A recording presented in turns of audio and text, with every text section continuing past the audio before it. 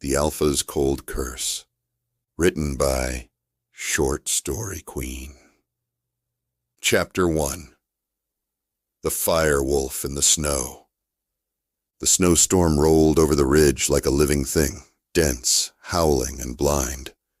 It swallowed sound and scent, turned the sky a ghostly shade of silver, and made even the sharpest senses feel dulled. Ezra Thorne stood alone at the border of his pack's territory.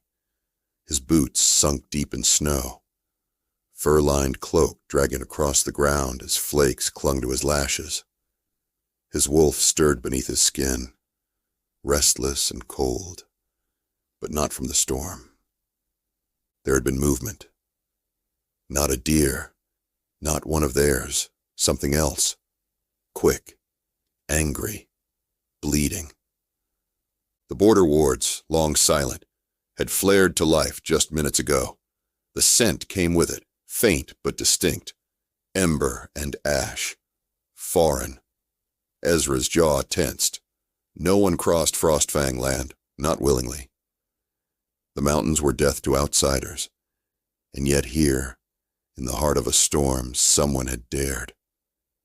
He didn't send scouts. He followed it himself. He moved between snow-buried trees with quiet authority, every sense reaching outward through the frost-laced air. Then he saw her. She was collapsed against a fallen pine, half-shifted, blood smearing the snow around her in long strokes where she must have dragged herself. Her hair flared behind her in wild strands like copper wire. Her arms, bare and torn from a struggle, braced against the ice, though her body was failing. The curve of her spine, the tension in her muscles. This was no surrender. She was preparing to rise again, even as her strength gave out. Ezra stepped forward, and her head snapped up. Eyes the color of autumn fire locked with his, and for a moment, neither moved. Then she lunged. It was a blur of motion, half wolf, half woman, all fury. Her claws sliced through air as she drove toward him with a sound that wasn't quite a snarl, wasn't quite a scream. Ezra caught her mid-charge, his arm closing around her waist as he pivoted, slamming her back into the snow. Her breath hitched, not from pain, but from the contact. His body pressed hers into the ice, their faces inches apart. She didn't whimper. She didn't plead. She simply stared at him like she hated him enough to die for it. He'd expected the cold, the fury, the scent of blood and smoke. What he didn't expect was the heat of her skin against his. For a man who had not felt warmth since childhood, it was like being set on fire. His hand jerked back as if burned. His breath misted in front of him, ragged for the first time in years. She took the opportunity and twisted, nearly breaking free, but he gripped her again, this time wrapping her arms tight behind her back. "Stop," he muttered, though the word barely held shape in the air. She didn't. Her knee drove toward his ribs, and he blocked it, shifting his weight. Every point where they touched was flame against ice. He didn't understand it. Couldn't. Still. He shackled her wrists behind her back with the iron cuffs he carried beneath his cloak. Standard protocol for intruders. But nothing about this encounter felt standard. Her breathing was shallow now. She was spent, not defeated. Her lips, cracked and raw, curled in something that might have been a smirk, might have been defiance. He rose, hauling her with him. She swayed slightly in his grasp, but refused to stumble. "Rogue," he said under his breath, and she gave him a slow, insolent glance. "I prefer Liraya," she said, and her voice was smoke, hoarse, warm. dragging heat across his name like a match across bark. He didn't reply. Couldn't. He simply turned and began walking, dragging her behind him, snow crunching underfoot as the wind screamed between the trees. Her presence behind him was constant, a pulse in the storm. He shouldn't have felt her body heat through his cloak. He shouldn't have felt anything, but her warmth clung to him, sharp and wrong and unforgettable. The keep came into view only when they were nearly on top of it, stone walls jutting from the cliffside like a broken crown. Ezra pushed through the gates without speaking, guards stepping aside with quick nods. They stared at the girl, but didn't ask questions. None dared speak when Ezra moved with that storm-heavy silence. Inside, the hallways echoed with cold. Frost clung to stone.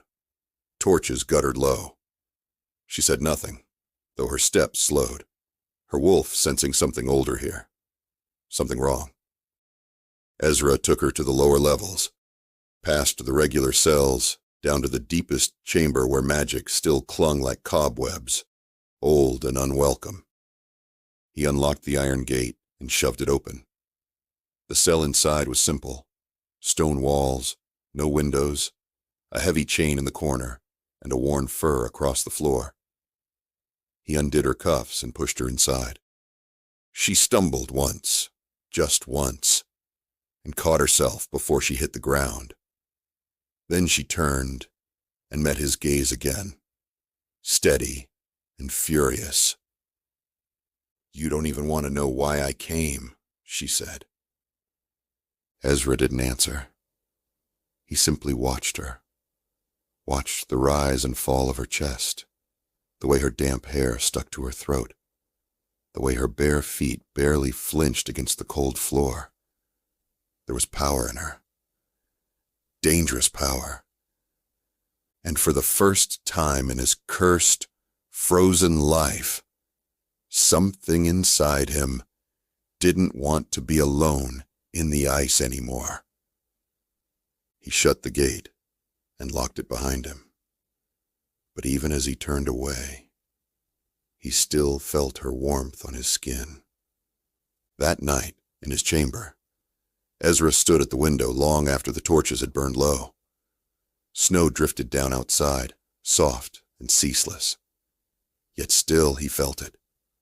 The heat of her breath, the flush of her skin, the spark of something ancient and unwelcome waking beneath his ribs. His curse had kept him cold his entire life.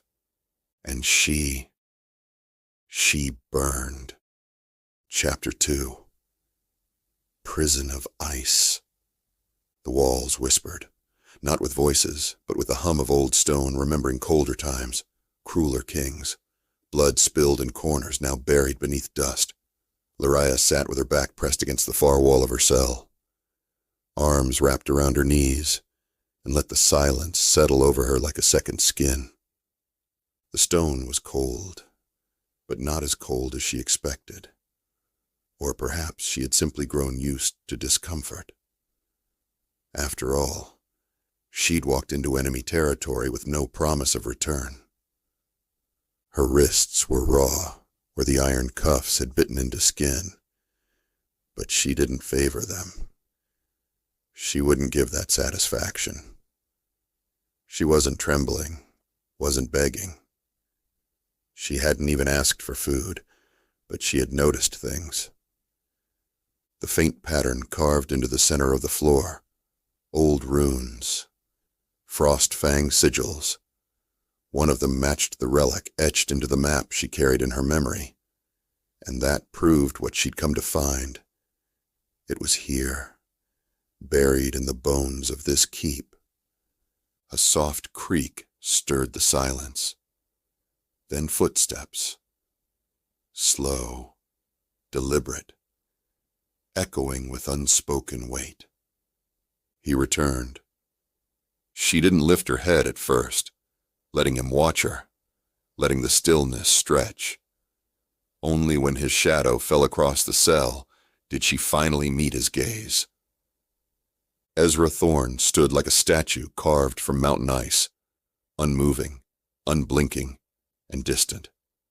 His cloak was black again, lined in gray fur, fastened with a clasp she recognized from some old tale, a silver wolf devouring its own tail. He held something in his hands. She didn't react.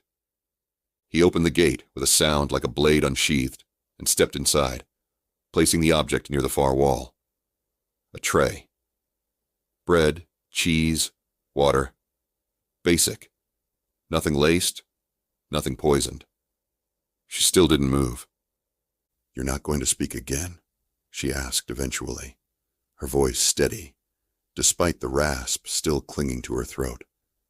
It echoed softly, curling like smoke in the frigid air. Ezra's eyes flicked over her face, then down her arms, lingering a moment too long on the places where her skin had bruised. He didn't answer. She let out a soft huff, more breath than laugh. "You'd be less terrifying if you spoke. Or is that part of the curse, too?" That made something shift in his expression. Barely. The faintest twitch at the corner of his mouth, not quite a frown. His voice, when it came, was quieter than she expected, but rough around the edges, like frost scraping stone. "You know about the curse." "I know a curse when I see one." Her gaze held his. "And you're the most cursed-looking man I've ever met." Another beat of silence. Then he turned, began to leave. She should have let him. She should have shut her mouth and waited until he was out of sight, then planned her next move like she'd always done, sharp and alone.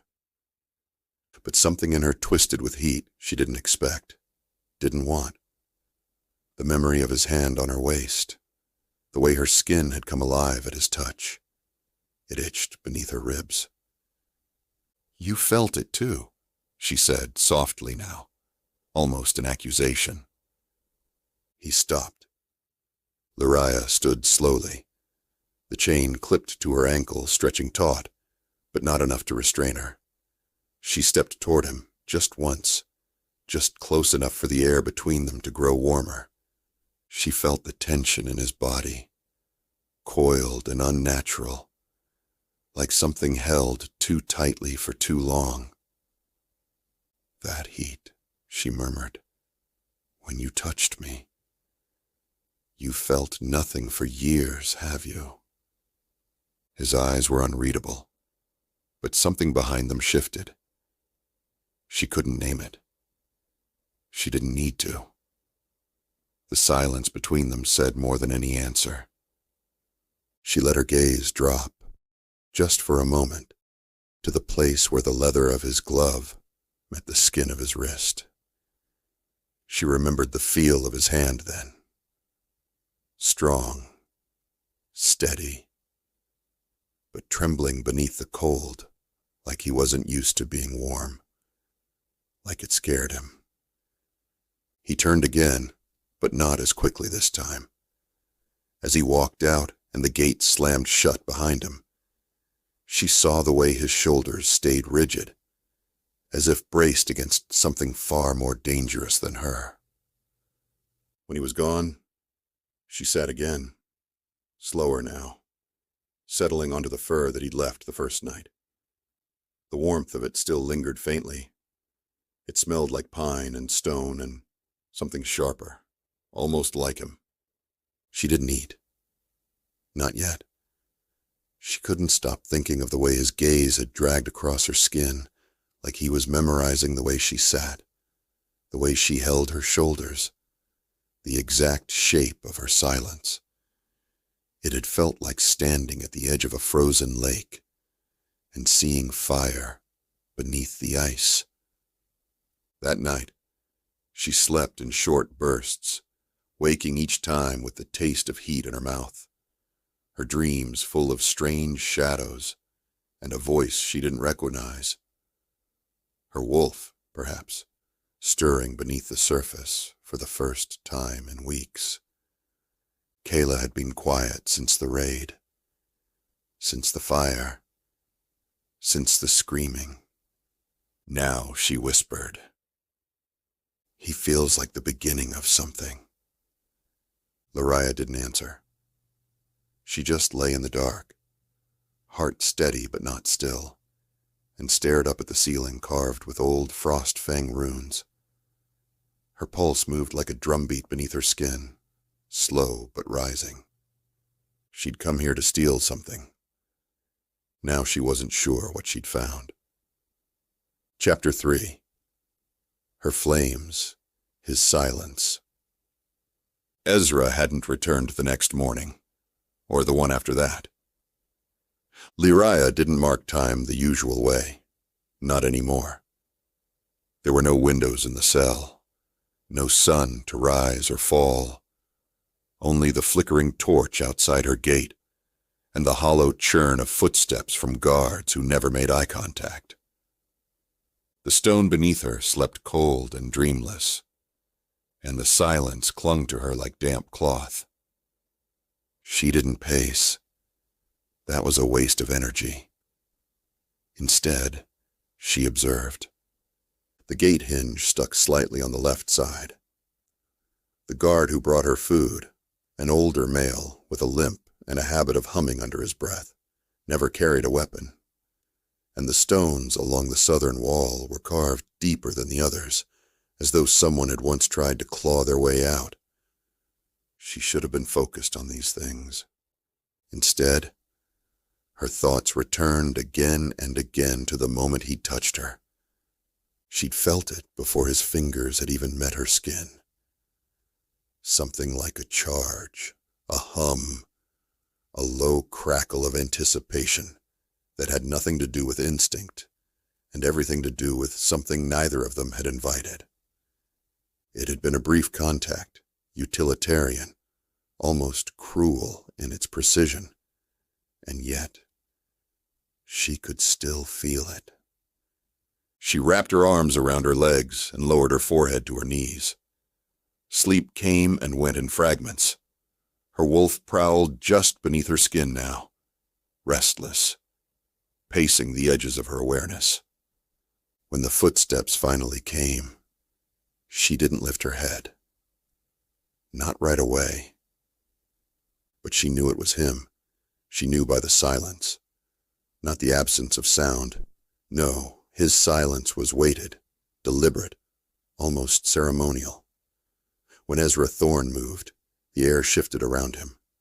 The iron groaned as the gate opened. A pause.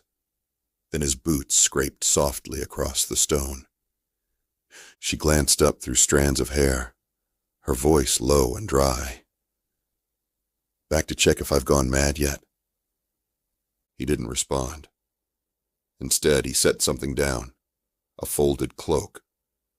Then he took another step forward, slower this time, stopping just before the reach of her chain.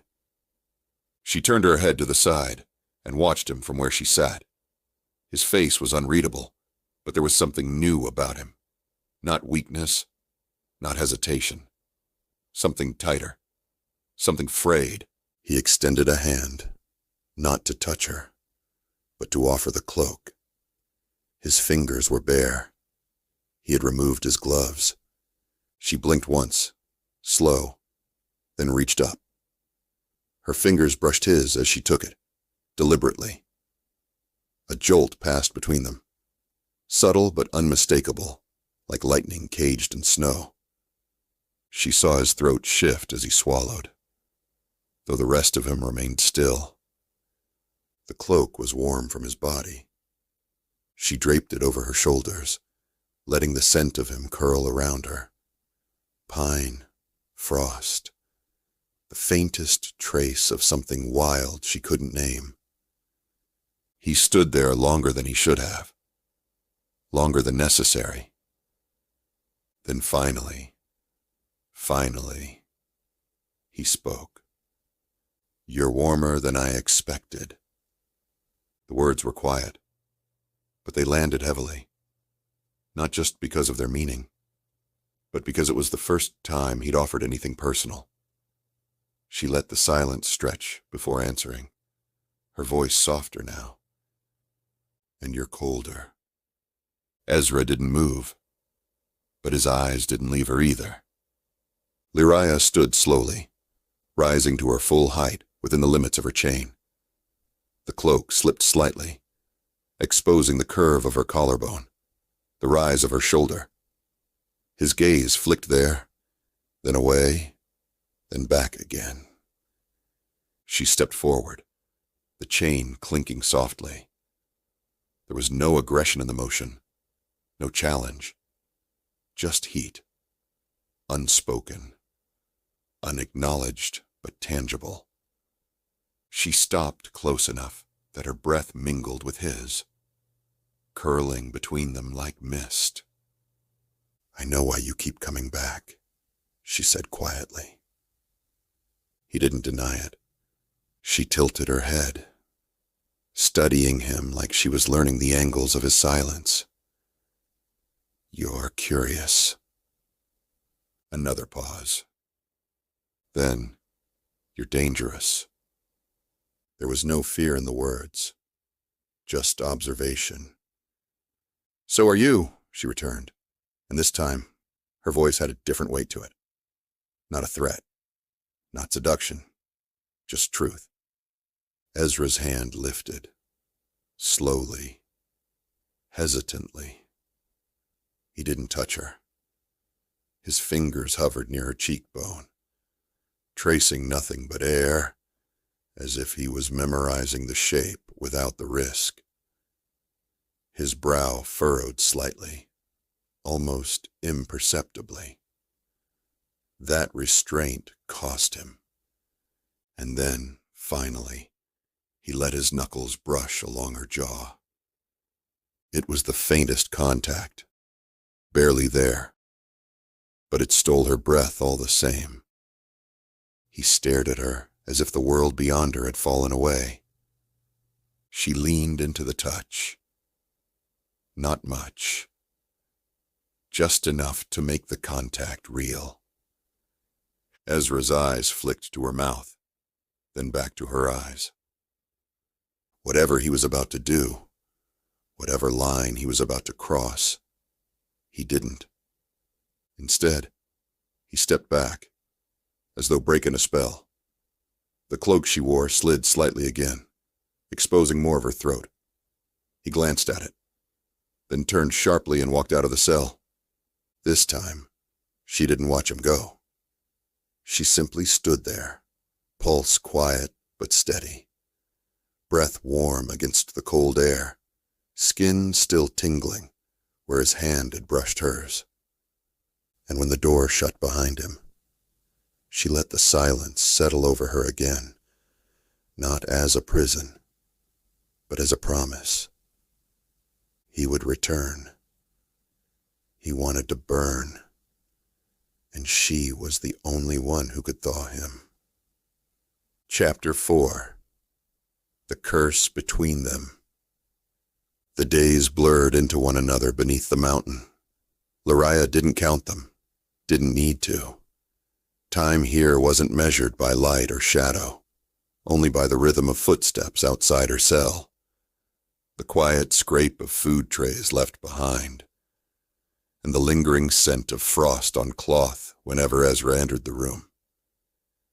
He never stayed long, and yet somehow he was always there. At first, she thought it was curiosity, then guilt. Now she wasn't so sure. There was a pattern to his visits, never routine, never scheduled, but each one carving a deeper line into the silence between them.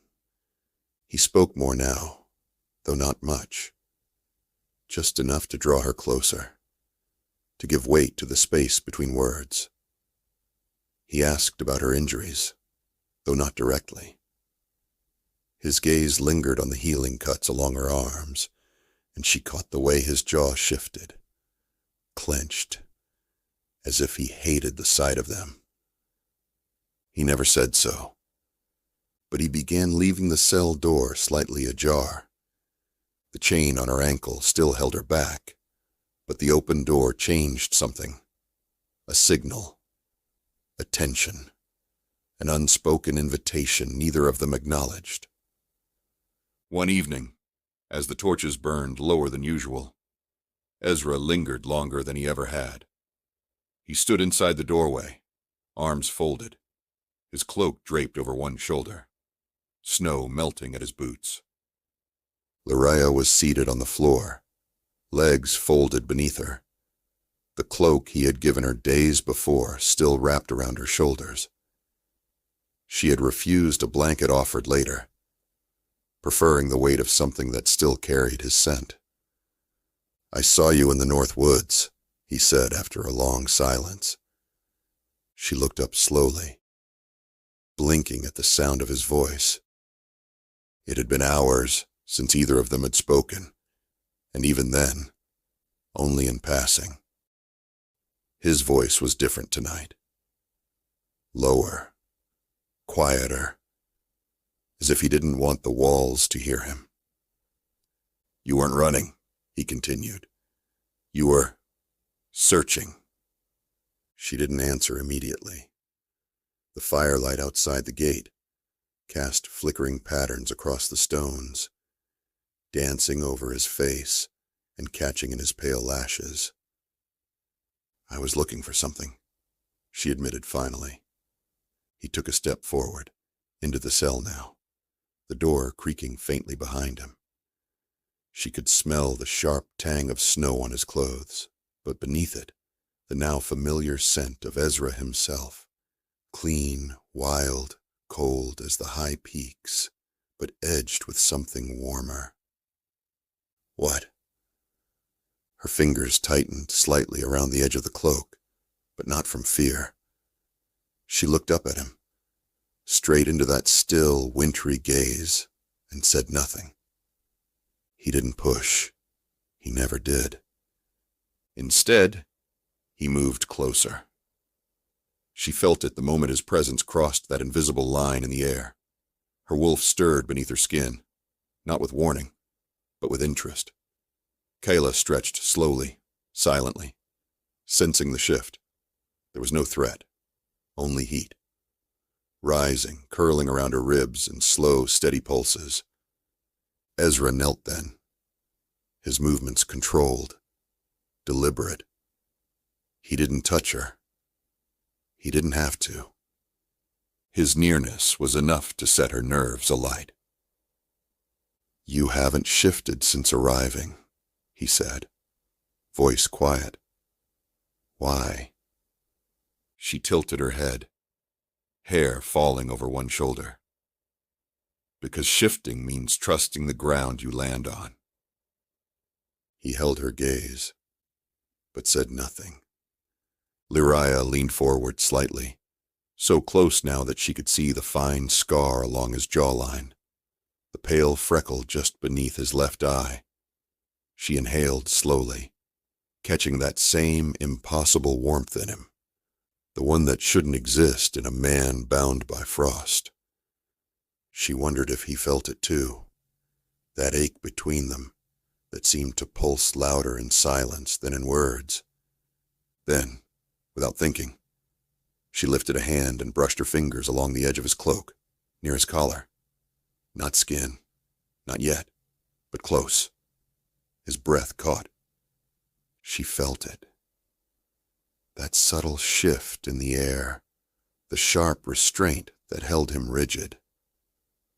"I don't think your curse is what you were told," she murmured, eyes still on the edge of fabric beneath her fingers. "I think it's something older, something inherited." Ezra said nothing, but the silence thickened. She knew he was listening. "You're not cold," she continued, almost to herself now. "You're holding it in, and it's cracking." He drew in a breath through his nose, slow and deep, like he needed it to keep himself still. Her hand dropped back to her lap, but the echo of the touch lingered between them. She could feel it. So could he. Ezra stood without a word, but not with the same stiffness as before. He turned toward the door, cloak swirling softly around him. "You don't belong in this cell," he said at last, pausing just before crossing the threshold. "But I don't know what to do with you." She watched his back, the way his shoulders moved beneath the fabric. "Then keep coming back," she said softly. He didn't answer, but he didn't shut the door either. And when the wind howled later that night, curling against the walls with a voice like distant mourning, Liraya felt no chill beneath the cloak still wrapped around her. She closed her eyes, and for the first time since crossing the border, her sleep came without dreams. Chapter 5. Chains of blood. The wind carried the scent of old ash through the keep that night. Faint, bitter, too distant for human noses, but Liraya's wolf stirred beneath her skin the moment it touched the air. Kayla didn't speak, not in words, but her presence rose like smoke in Liraya's chest, pacing, alert. There was a memory tied to that scent, something burned and buried, something stolen. Liraya sat near the edge of her chain's limit, cloak wrapped loosely around her legs, watching the hallway beyond the cell door. Ezra hadn't come that day, not yet. The stillness felt sharper without him. He was the only one who entered without noise. Every guard had a rhythm. Boots scuffed, keys clinked, doors groaned. Ezra moved like silence itself, more sensed than seen. And the longer she spent in this place, the more she felt that silence pressing into her. Not oppressive, not cruel, just lonely, like the walls were waiting for something, or someone. She rose and walked slowly to the chain's furthest reach, crouching by the wall again, where the stones were roughest.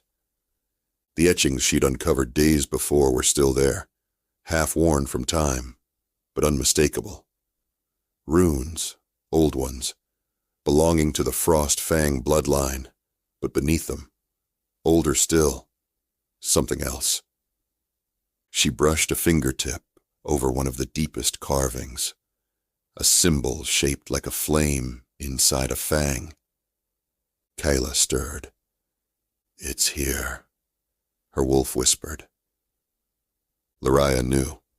She had known the moment she saw that mark, deep beneath the others. This keep had been built over more than just snow and stone. It had been laid atop blood. Hers, her family's, her sister's. The relic wasn't a myth. It was buried here, beneath Frost Fang floors, locked behind generations of silence and cold. She didn't hear Ezra approach. Only when she felt the shift in air did she turn, slowly, and see him standing just outside the gate. His gaze dropped to her crouched posture, the way her fingers hovered near the stone. He said nothing. Not yet. "You have old things buried under your feet," she said softly, rising to stand. His eyes flicked to the carvings, then back to her. The faintest crease formed between his brows. "This keep wasn't always yours." He didn't deny it. She stepped closer, and the chain dragged lightly behind her, the sound barely louder than her breath. "You know that, don't you?" she asked. Still no answer. But there was something in his eyes now, something rawer than before. He looked not at her, but at the wall, as if the stones had whispered secrets he wasn't ready to admit. "It was taken," she said, voice low, even. Long ago, the frost fangs buried what they couldn't claim, and now you're here, heir to the silence. Ezra stepped forward, past the threshold. He didn't speak. He didn't touch her, but his presence reached first, heat pulsing faintly between them, subtle but unmistakable. "You feel it, don't you?" she murmured, eyes searching his face. "You feel me. Not just here." She touched her chest, light, deliberate. "Here." His eyes dropped just briefly before meeting hers again. "I don't understand it," he said, voice rough from disuse. "I was never meant to feel anything."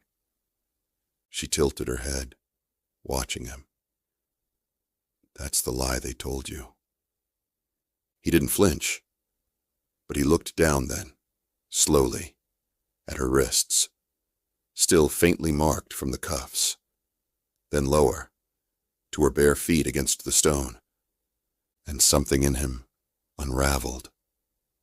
He reached forward, quietly, carefully, and unclasped the chain at her ankle. The cuff fell with a soft clink, and for a moment, neither of them moved. She looked down at it, then up at him. "Why now?" His voice came quiet, like frost cracking beneath heat. "Because I can't stand to see you chained anymore." She didn't step back. She didn't test the freedom. She stood still, close enough to feel the warmth gathering between them again, unspoken and rising. "You still don't trust me," she said, more observation than accusation. Ezra didn't answer with words. He simply reached for her hand, took it in his, and held it there, bare skin to bare skin for the first time since the snow. Her breath caught, but she didn't pull away. Neither did he. His fingers were colder than hers, but not numb. They twitched slightly against her palm, as if stunned by contact, as if rediscovering something that had been taken long ago. She turned her hand slowly within his, their palms meeting, fingers threading loosely. He watched her movements like they were dangerous, like they mattered. Then gently, she stepped closer. Just a breath. Just enough. Their bodies didn't touch, not fully, but the space between them pulsed with something thick, unspoken, magnetic. Her eyes flicked to his mouth. He didn't move, and neither of them broke the moment. Not then. He let go first, slowly, fingers lingering too long before retreating. "Don't leave the lower hall," he said, the command softened by its quiet delivery. She nodded once. He turned away, and this time she watched him until he was gone, until even the scent of him had faded, and all that remained was the warmth still ghosting across her palm. Chains had fallen, but something heavier had just begun to form between them, something that wrapped tighter than iron, something neither of them yet had a name for. Chapter 6. A touch too long. It was late. Too late for the keep to echo with anything but the wind pushing through narrow stone corridors and the hushed steps of guards trained to vanish between shadows. Yet Liraya stood awake, her fingers resting against the iron frame of the open cell door, eyes fixed on the path beyond. For hours now, the silence had pressed close against her skin, not oppressive, but expectant, as though the very stones of this place were holding their breath. He had not returned since unlocking the chain. He hadn't promised he would. But something in the way he'd looked at her, some quiet fracture behind his gaze, had left a weight behind. Not absence. Anticipation. Liraya stepped into the hall, the faint sound of the unlatched cuff at her ankle brushing softly along the floor. Her bare feet were silent against stone, her body wrapped in the same cloak that still held his scent. The corridor curved around her like a rib cage carved from rock, lit only by the occasional flicker of a dying torch. Moonlight trickled in through high slits in the walls, casting long, blurred beams that painted her skin in cold silver. She didn't wander far. The keep allowed movement only so far before closing in again, and even now, she was more interested in the silence than escape. She moved with purpose, her senses reaching outward, guided less by direction and more by instinct, by the faint hum under her skin that had begun ever since Ezra's hand had closed around her wrist. That first moment in the snow. She found him in the hall of the eastern wing, an abandoned part of the keep, where the walls bore carvings too old to name, and the light came only from above. He was standing at the far end, cloaked in shadow, his posture still but not rigid, as though caught somewhere between duty and hesitation. She approached without a word, drawn not by design, but by something elemental, something neither of them had chosen, but both of them carried now like a second heartbeat. When she reached him, she stood beside him without touching, eyes focused on the carvings that arched above them. Wolves with twisted necks, moons split in half, flames buried in stone.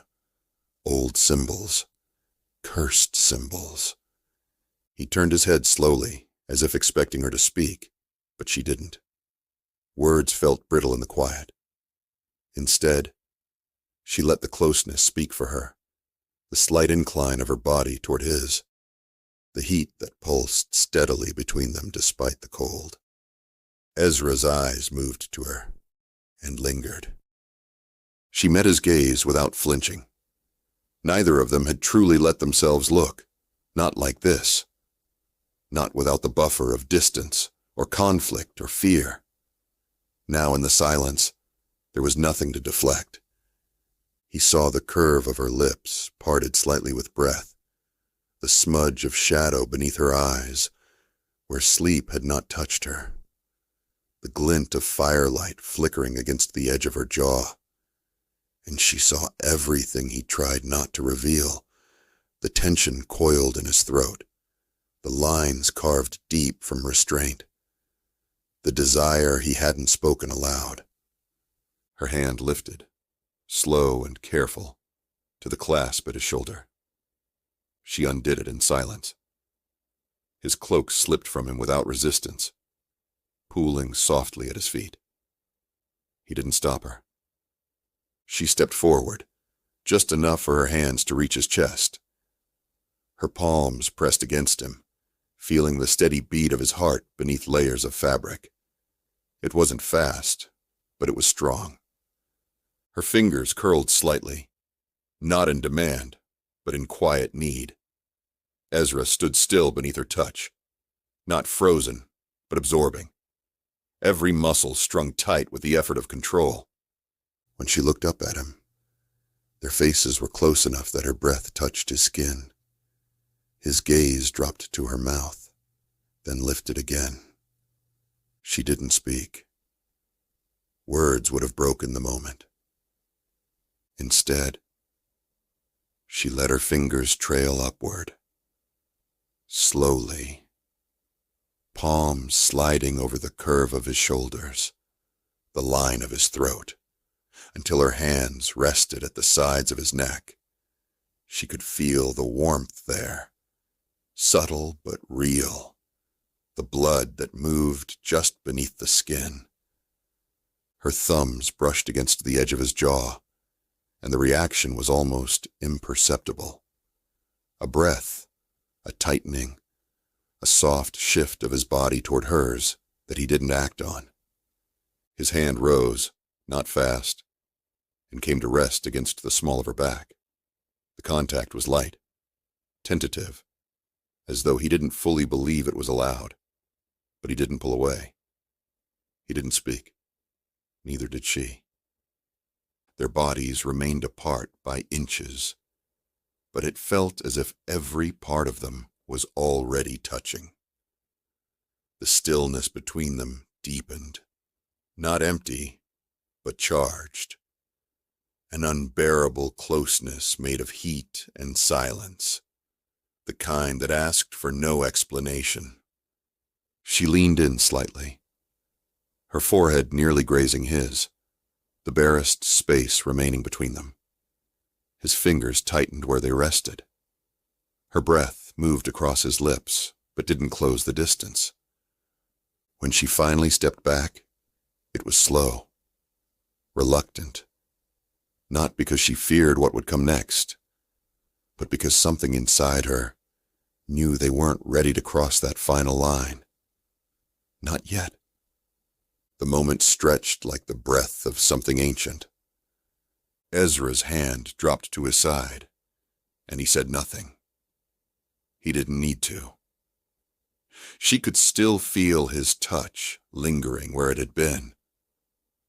Without speaking, Liraya bent to lift his cloak from the floor, holding it for a moment before handing it back to him. Their fingers brushed again in the exchange, and that single contact echoed more deeply than it should have. She turned and walked away, every step careful, unhurried, her back warm with the knowledge that he was still watching her. She didn't return to her cell out of duty, but out of understanding, because this dance between them was not a surrender, but a choice, measured and slow. When she lay down that night, her body curved into the furs. She closed her eyes with the memory of his breath against hers. The weight of his silence wrapped around her like a second cloak, and sleep did not come easily. Not when her blood still hummed with the warmth of a touch held too long. Chapter 7. The Alpha's Test. The morning came with no sun. A low fog pressed in through the high windows of Frostfang Keep, clinging to the walls like memory. The halls felt closer, heavier. Liraya moved through them with quiet steps, the cloak drawn tighter around her shoulders, though the cold didn't truly bite her anymore. Not when the warmth that haunted her skin came from something far more dangerous than the stone around her. Ezra hadn't returned to her since the last time they stood together in that shadowed hall. He hadn't needed to. That moment, his hand at her back, her breath between them, the cloak falling, had bound something unspoken, something still unwelcome in the light. But the ache of it lingered. Every room she entered felt different now, as if the walls themselves had absorbed what passed between them. She knew he'd kept his distance, not because he'd changed his mind, but because he was trying to hold a line he had already stepped across. She didn't blame him. Power like his did not come without its chains. She felt them in the way he spoke, in the silence he chose instead, in the tension beneath his skin every time she touched him. There was more than duty pressing against him. There was legacy, blood, expectation, and this morning, that expectation would be called to trial. She felt it before she heard it. The hum in the air, the sudden stillness in the guards, the urgency beneath the silence. Something was happening. She followed the sound of movement, trailing through the keep's inner halls until it found her like a tide. Voices rising in the council chamber, footsteps echoing in the eastern stairwell, the heavy creak of weapons being drawn not in threat, but in ritual. When she reached the threshold of the long hall, she saw him. Ezra stood at the far end of the circle, stripped of his cloak, tunic damp with snow, his chest rising slow and steady. Across from him, Soren, a cousin by blood but not by loyalty, stalked into the chamber with a confidence that grated the air itself.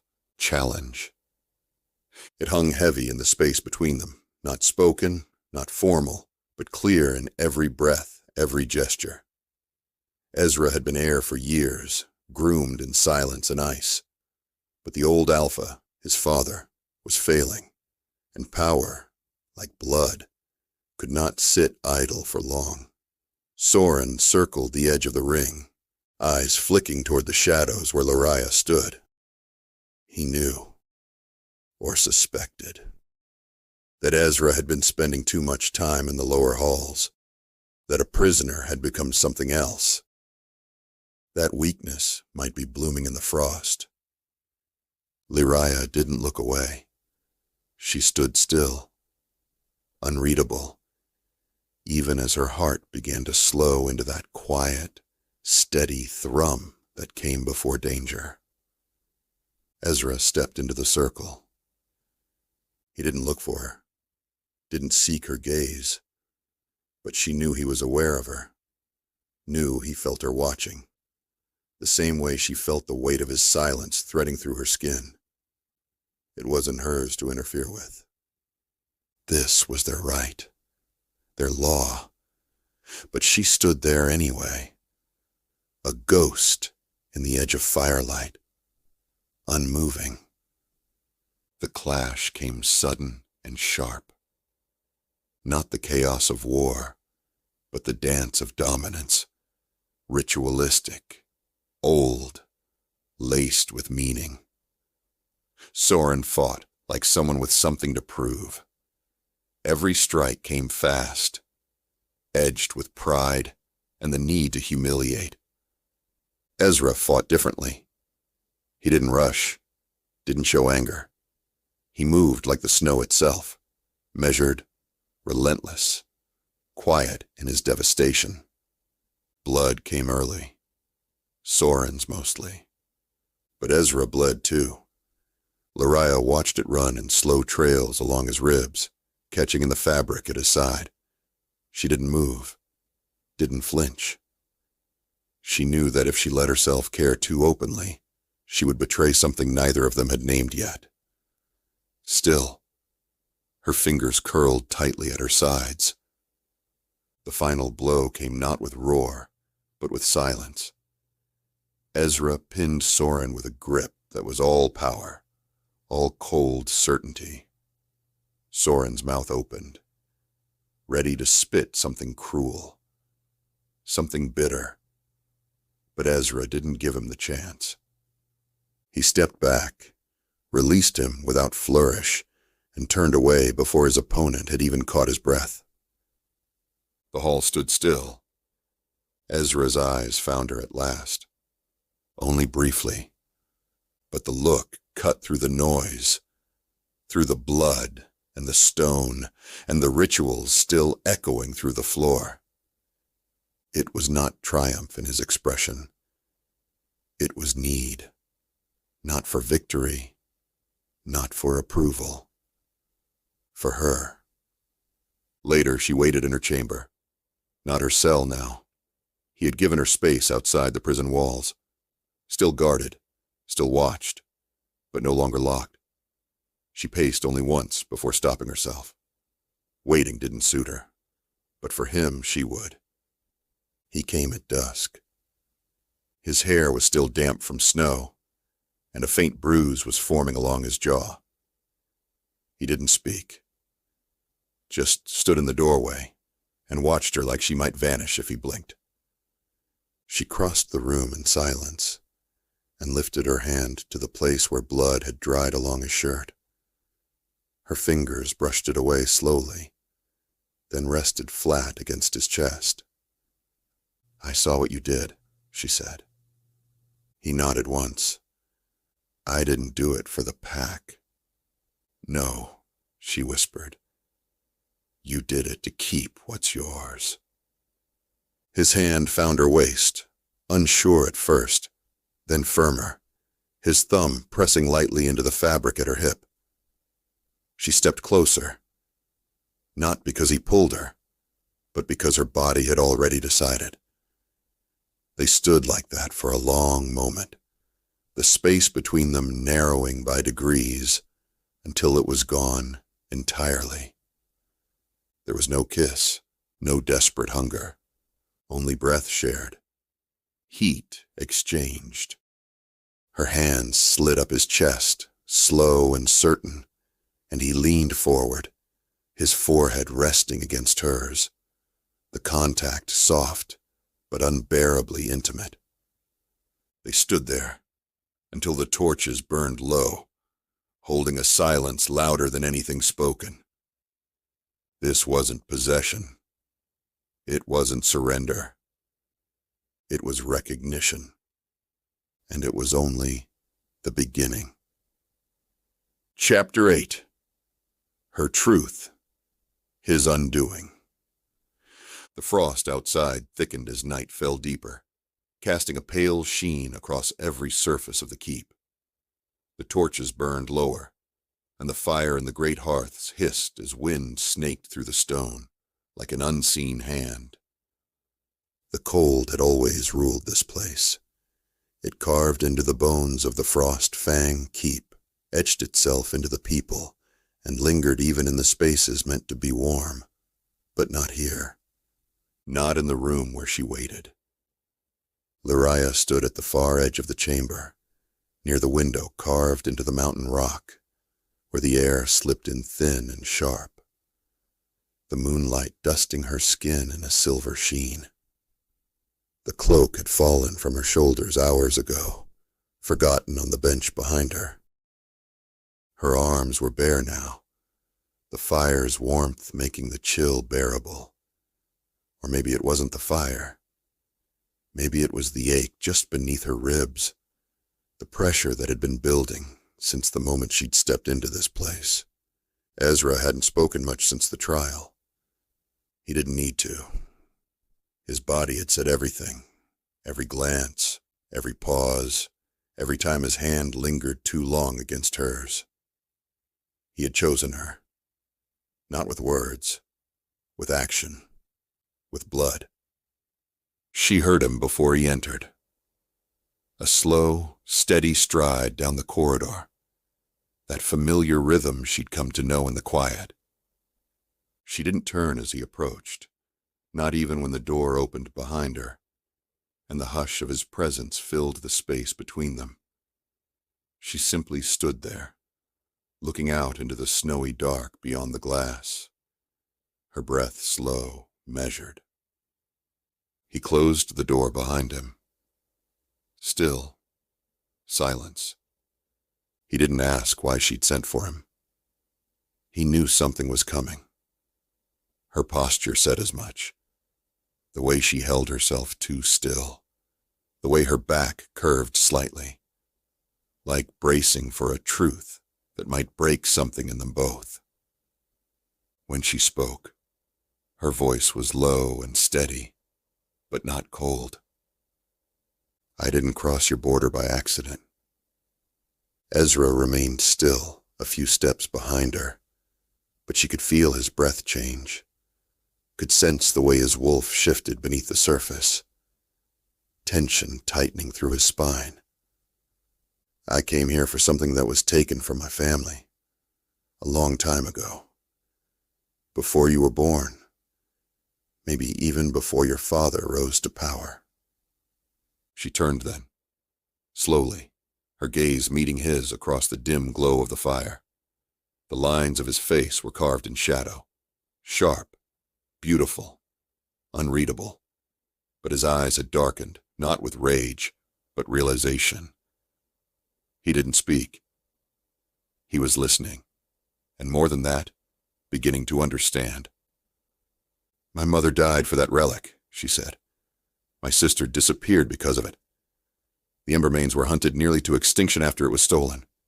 We were scattered, broken, but we never forgot. Ezra didn't move. Not toward her. Not away. And it's here, she said quietly. In this keep. Hidden under your floors. Buried beneath your crest. Carved into your walls. He blinked once. The slow kind that came not from disbelief, but from recognition. Pieces aligning behind the eyes. His voice, when it came, was barely above a whisper. You're not just a rogue. Liraya nodded. No. The air between them thickened, not with anger, but with something heavier. Her body had stilled, but her wolf paced restlessly within her, ears flattened, breath low. Kayla had waited a long time for this. Liraya had waited longer. Ezra crossed the space between them slowly. When he reached her, he didn't speak again. His hand lifted, hesitated, then settled lightly at her waist. Not a claim, not a demand, a question. She didn't answer with words. Instead, she stepped into him, her hands rising to rest flat against his chest, fingers splayed over the heartbeat she now knew better than her own. It was faster tonight, warmer, human. You knew something was wrong in this place, she murmured. You felt it since you were young. That curse, Ezra, it didn't start with you. It started with what your ancestors took. His eyes closed briefly. Pain crossed his features like a shadow dragged through snow. And now you have to decide what kind of heir you want to be. He said nothing, but his hand rose to cradle her cheek. The calloused edge of his thumb brushing beneath her eye. His touch was soft in a way he had never allowed himself before, as though the weight of what she'd said had stripped everything else from him. But this, the need to feel something real. She leaned into his hand. Her lips hovered near his wrist, not quite touching, but close enough that the skin there pulsed beneath the heat of her breath. Tell me you didn't know, she whispered. His voice broke against the silence. I didn't. Liraya nodded once, her lashes lowering. Her hands slid slowly up over his shoulders, fingers curling lightly at the back of his neck. The space between them vanished, and their bodies pressed together, not out of desire alone, but out of exhaustion, out of the grief neither of them had spoken yet, out of the pull that had been drawing them to this moment since the snow. Ezra didn't kiss her, but he held her tighter than he ever had. His head lowered until his forehead rested against her collarbone, his breath warm against her skin. She closed her eyes and let him stay there, her hands stroking lightly along the edges of his shoulders, her touch no longer exploratory, but comforting. Familiar. Outside, the wind shifted. Snow fell heavier against the stone. Inside, they stood together, surrounded by fire and quiet, and the slow unraveling of everything they'd thought they knew. Not enemies, not allies, just two bloodlines trying to find something human in the ruins of a legacy built on lies. And still, her body burned where his touched hers. Still, his silence held her like a promise. Chapter 9. The Bite of Betrayal. The keep was too quiet. Not the silence that held meaning. Not the kind she'd come to expect from Ezra's presence. Full of heat, of weight, of things unsaid. But the absence of life, of breath, of warmth. It pressed against Liraya the moment she opened her eyes, settled in her lungs with the faint taste of warning. The furs tangled around her legs were still warm, but the space beside her was empty. He had been there. She could still smell him. But now, only the cold remained. She rose slowly, bare feet brushing the stone floor, heart pacing behind her ribs with a rhythm that was too steady to be calm. The fire had long since died, and the air hung thick, heavy, with something unspoken. It wasn't fear. She didn't fear these walls. It was knowing, some deep-rooted awareness that something had shifted in the hours between night and dawn. Outside the chamber, the corridor was deserted. Even the guards who lingered at the edges of her awareness the day before were nowhere to be seen. She moved quietly through the halls, each step careful, measured, but not hesitant. Her wolf stirred just beneath her skin, ears perked, teeth bared, not in warning, but readiness. Something wasn't right. The keep breathed differently. It wasn't just stillness, it was anticipation. She heard the horn, not with her ears, but in her bones. A long, low call, ritualistic, mournful, final. It moved through the stones like a summons buried beneath tradition. Not an alarm, a sentence. Liraya didn't think. She ran. Her feet flew over the stone as she crossed through shadowed corridors and frost-lined doorways, wind carving against her skin as the cold deepened with each step. The great hall loomed ahead, and beyond it, the open terrace where Frost-Fang sentences were handed down, where betrayals were laid bare for the pack to see, where bloodlines were tested. She reached the edge of the platform, just as the circle formed. Pack members lined the perimeter in silence, heads bowed, eyes fixed on the center where Ezra stood, his posture carved from something heavier than stone. He was cloaked in black, hair damp with melted snow, jaw set not in anger, but restraint. Across from him, Soren stood with the council, his voice carried through the cold air like a knife wrapped in velvet, measured, practiced, venom beneath civility. She trespassed with knowledge of what lies beneath this keep. She sought what was never hers. The Embermane bloodline is not only unwelcome here, it is cursed. And the heir has known. He harbored her, protected her, broke the law to keep her close. Liraya stepped forward into view. Heads turned, murmurs stirred, but no one moved to stop her. Her breath came slower now, steady in a way that felt unnatural, like the calm before something inside her shattered. Ezra didn't look at her. His shoulders remained square, hands clenched at his sides, but she could see the tension in his jaw, the way he refused to lift his gaze. He wasn't hiding from her. He was protecting her the only way he could, by pretending none of it mattered. The council began to speak. Voices droned in low, rhythmic tones, ancient words twisted into law. She didn't hear them, not fully. Her attention narrowed to Ezra's stillness, the way he held himself with such quiet violence it made her chest ache. She knew what he was doing. She knew it the moment his eyes finally met hers, just for a breath, just enough to say, "Forgive me." He was giving them what they needed.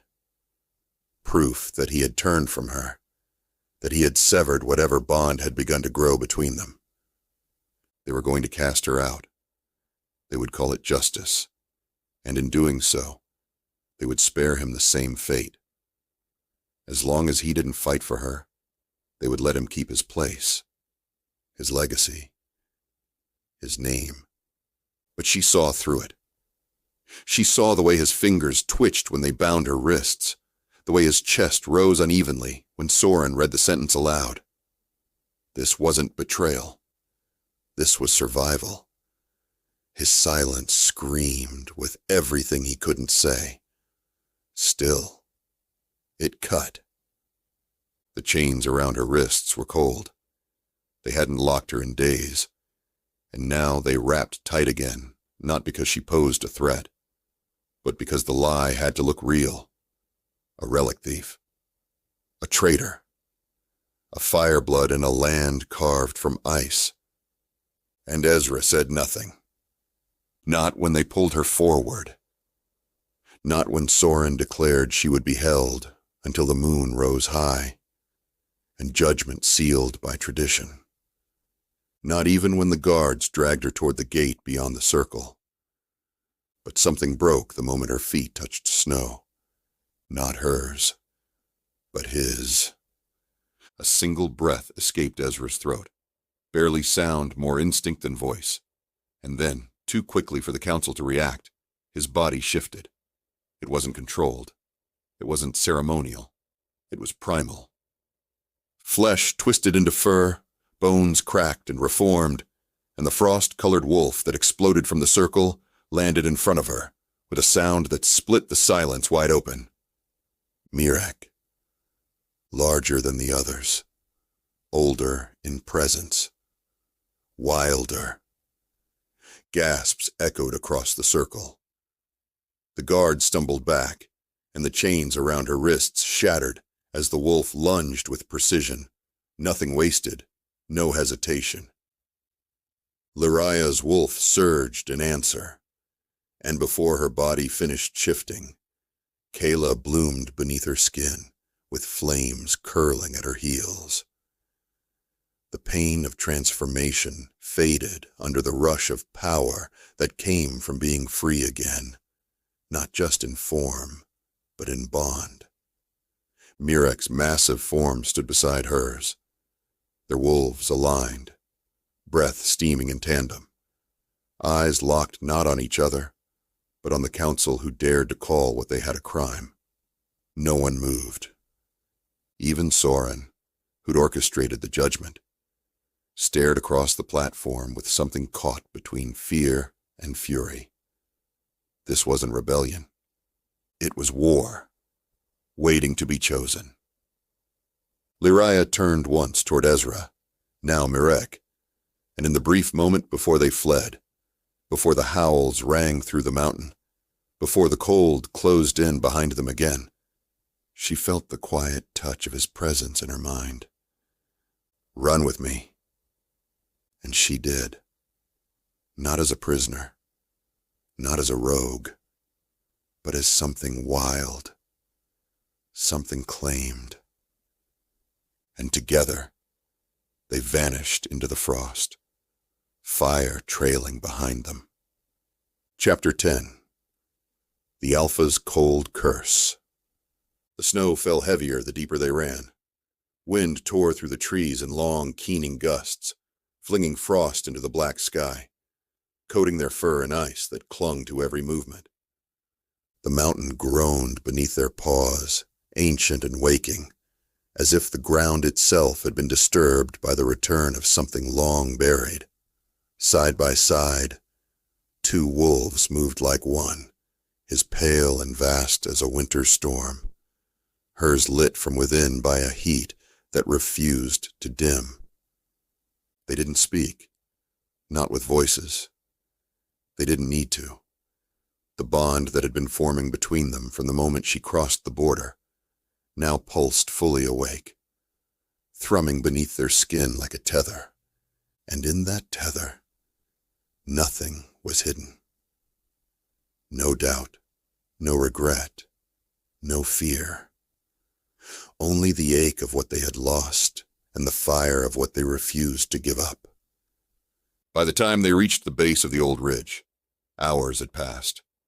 The trees thinned, and the land flattened into a barren stretch of snow-blanketed stone. Here, the cold didn't cut. It consumed. Liraya slowed first, shifting in a smooth, quiet motion, her body rising into the stillness like breath from flame. Ezra followed, his form folding back into flesh, every movement controlled, though the effort behind it was visible in his eyes. He had not shifted so fully in years. Not like that. Not against his own blood. Steam rose from their skin in the moonlight. Her hair fell wild around her shoulders, tangled from wind and snow. His chest still rose with the rhythm of the fight, slow but heavy. His skin marked by faint lines of red where fur had torn in the shift. Neither of them spoke. Not yet. Liraya turned toward the jagged stone outcrop that rose ahead, an ancient altar carved into the mountain, cracked by time and ice. She had only seen it in dreams, a memory not hers, passed down through fire blood, through whispered stories told by dying embers. The relic would be there, hidden beneath the old seal. But she no longer burned for vengeance. She stepped forward and rested her hand on the stone, eyes closed, letting Kayla guide her fingers to the place where the rock still remembered her bloodline. It opened with a sound that wasn't heard, but felt. A low, aching release, as though the mountain itself had exhaled. Inside the hollow lay a box of obsidian and bone. Runes glowed faintly across its surface, pulsing with ancient heat. Ezra moved to her side, his breath brushing her shoulder, his presence steady and wordless. When her fingers curled around the box and lifted it free, the wind stilled. The mountain watched, and the curse, once silent, began to shift. Ezra spoke her name, not aloud, but in the tether that bound them. It trembled against her skin. She turned toward him, box still in her hands, and met his gaze. Eyes no longer empty, but filled with something rawer than pain, deeper than want. "I don't care about the past," he said, this time aloud, voice low and hoarse. "I don't care what they took. I care that I found you in the snow, and for the first time in my life, I felt warm." She didn't answer with words. She dropped the box softly at their feet, forgotten for the moment, and stepped into him like she belonged there, like there was nowhere else in the world her body would rather be. He caught her without hesitation, arms locking around her waist, pulling her against him until their bodies were flush, and the heat between them pushed back the cold. His mouth didn't crash against hers. It moved slowly, deliberately, brushing first at the corner of her lips, as if still unsure this could be real. She closed the space with her own breath, hands curling into the back of his neck, her fingers threading into his hair. When their mouths finally met, it was not the kiss of new lovers, but of something earned, something heavy and aching and quiet. The kiss deepened, slow but consuming. His hand slid beneath the cloak she wore, finding bare skin beneath, tracing the lines of her spine, as if memorizing the heat she gave so freely. She pressed closer, her own hands roaming across the hard plains of his chest, following the tremble in his breath, the way his restraint broke with every second she didn't pull away. There was no rush, no need to devour, only the kind of intimacy that lived in stillness, in the way their bodies shaped to one another, in the fire that burned just beneath the surface of their skin. They sank together into the snow-dusted stone, his cloak spread beneath them, her body tangled with his, every touch deliberate, every breath shared. The cold never touched them again. Later, much later, They lay in the quiet, her head resting against his shoulder, his fingers tracing light patterns along the curve of her hip. The box still glowed faintly nearby, but neither reached for it. The curse had already begun to break, not with magic, not with blood, but with the warmth of something far older than legacy. Ezra turned toward her, his voice low, almost reverent. You melted something I didn't think I had left. And Liraya, without lifting her head, let her fingers curl into his hand, their palms fitting together like they'd been made to hold one another through winter.